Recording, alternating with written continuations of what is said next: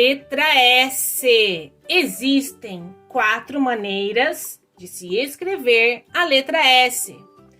S maiúscula de forma, S minúscula de forma, letra S maiúscula cursiva e a letrinha S minúscula cursiva. Com a letra S eu escrevo a palavra sapo. Agora vamos escrever a letrinha S no caderno.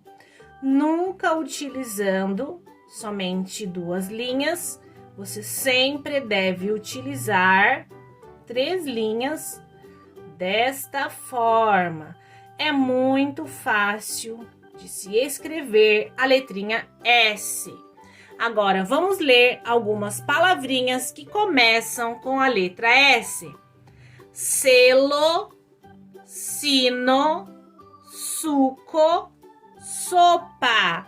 Agora é a sua vez. Capriche na sua letra.